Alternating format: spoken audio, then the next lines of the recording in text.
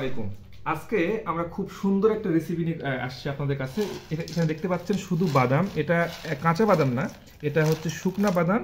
এটা আগে ভাজা হওয়ার পরে এখান থেকে ছোলাগুলো ছিলে নেওয়া হয়েছে। দেন আমরা এই বাদামটা দিয়ে একটা সালাদ রেসিপি প্ল্যান করতেছি। আমি এটা সালাদ কখনোই বানাই না এর আগে, বাট আমি এটা একটা জায়গায় খাইছি রেস্টুরেন্টে, আমার কাছে খুব ব্যাপারটা খুব সুন্দর লাগছে।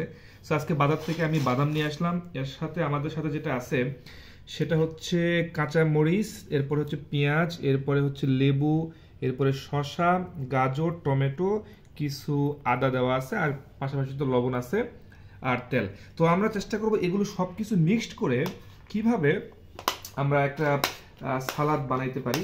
সো এই জায়গাটা একটু দেখার চেষ্টা করব। আমরা ফার্স্ট অফ অল সবগুলো জিনিস ঢেলে নিচ্ছি, দেন সবগুলো আমরা মিক্সড করবো। আসলে মিক্সড করার পর দেখি ব্যাপারটা কেমন টেস্ট আসে। আমি জানি না আসলে এর আগে আমি কখনো এটা তৈরি করি নাই, বাট একটা রেস্টুরেন্টে গিয়ে খাওয়ার পর আমার ব্যাপারটা ভালো লাগছে। মনে করছি আমি এটা তো বাসায় আমি এসে নিজেও বানাতে পারি।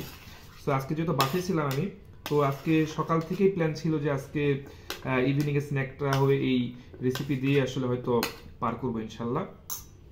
আমরা এখানে আসলে খুব বেশি মশলা ইউজ করবো না, একদমই ন্যাচারাল জিনিসপত্র। মশলা ইউজ করবো না, শুধু কিছু লবণ আর তেল একটু সামান্য একটু ইউজ করব। আমি একটু লবণ দিয়ে রাখি, দেন এখানে আমি একটু তেল ইউজ করব। বাট তেলটাও হচ্ছে, যদিও এটা সরিষা হলে ভালো হইতো, বাট সরিষার তেল এখন অ্যাভেলেবেল নাই। হয়েছে বন্ধ করে দাও আগে। Thank you. ওকে, সবগুলো মিক্স করার পরে আমরা পাত্রটা চেঞ্জ করলাম। আসলে পাত্রটা জায়গা হচ্ছিল না। আমাদের মনে হচ্ছে বাদামের তুলনায় অন্যান্য গ্রেডিয়েন্টগুলো একটু বেশি হয়ে গেছে। তারপর আশা করতেছি ভালো লাগবে মনে হচ্ছে। আমি সবগুলোকে আর একটু ভালো করে মিক্স করে নিচ্ছি। দেন আমি এটা একটু ট্রাই করে দেখবো যে সব কিছু লবণ বা কাঁচামরিচ সব ঠিকঠাক আছে কিনা।